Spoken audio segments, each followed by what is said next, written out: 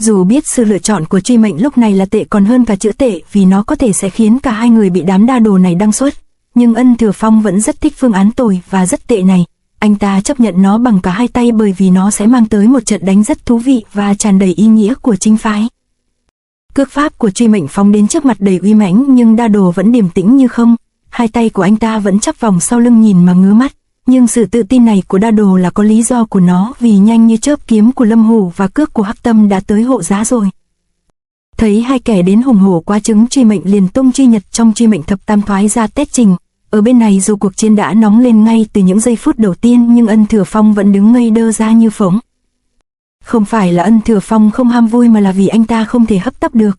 Sau khi lựa cơm gắp mắm nhường 3 miếng thịt kho tàu kia cho truy mệnh, lúc này Ân Thừa Phong đang xúc thế chờ đợi khúc xí quách to đùng đang từ từ tiến tới.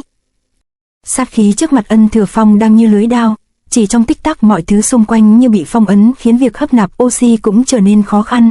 Đúng vậy, người đang thổ ra khí thế bắt nạt người khác đó là Sát Cáp.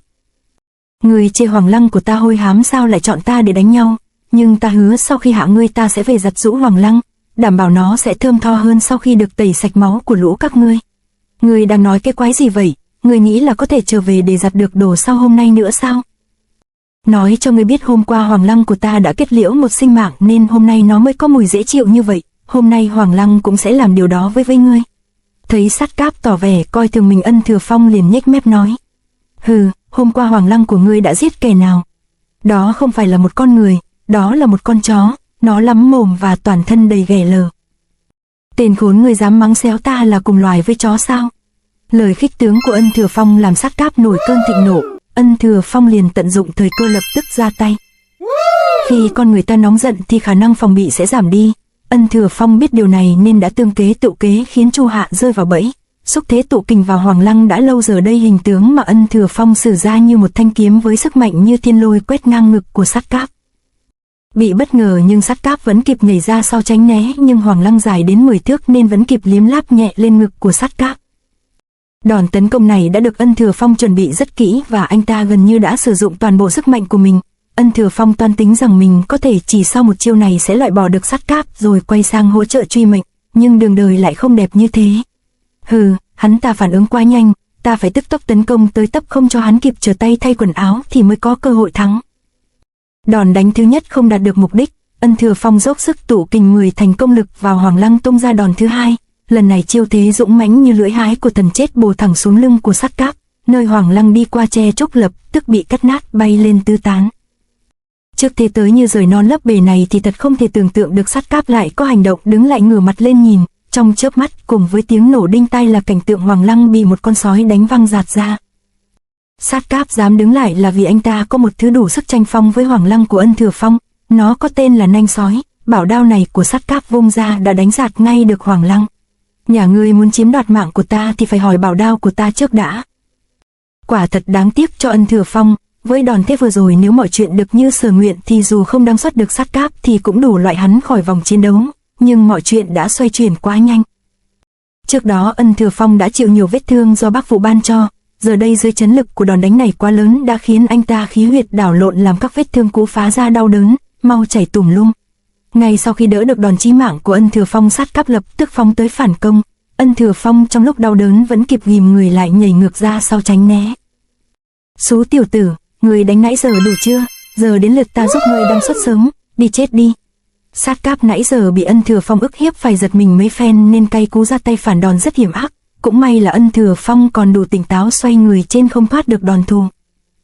Đao trên tay của hắn quả là bảo đao, đường thế đao pháp lại hung hãn bá đạo uy mãnh. Với tình trạng hiện giờ của mình thì nên tránh giao đấu trực tiếp.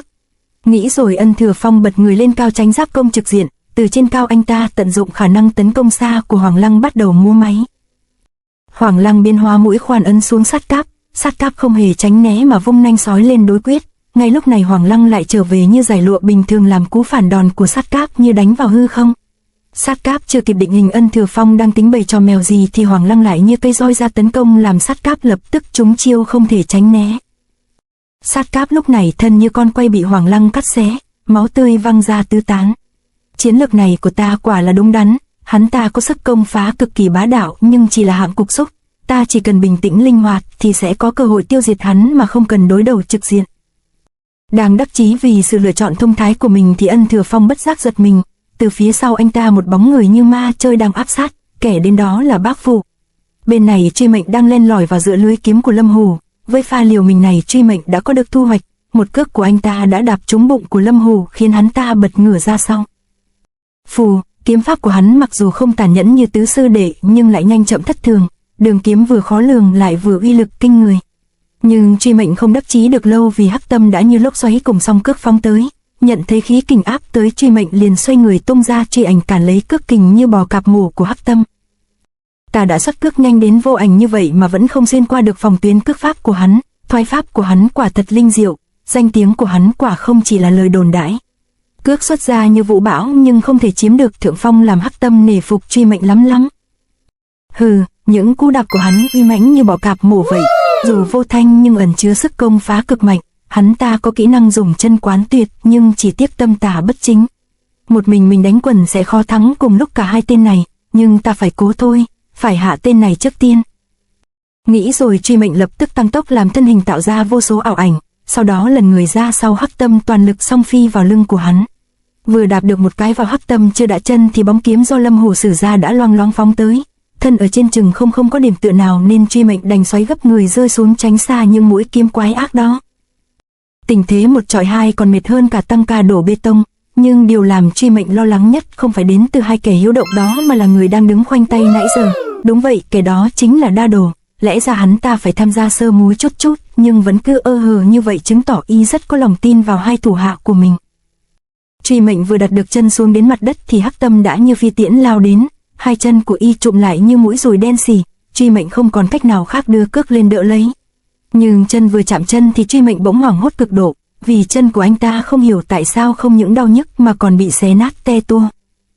Ha ha, oái cước của người đúng là nhanh mãnh thật đấy, nhưng dù sao cũng chỉ là máu thịt, làm sao địch lại được thiết vĩ bò cạp của ta.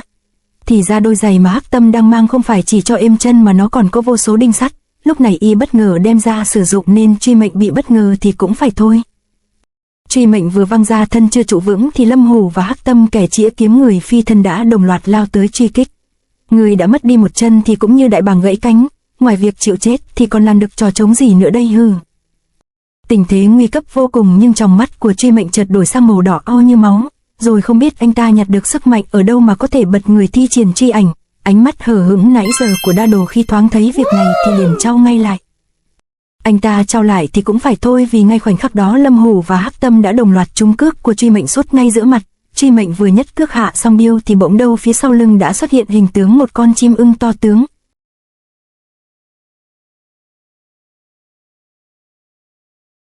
To be continued.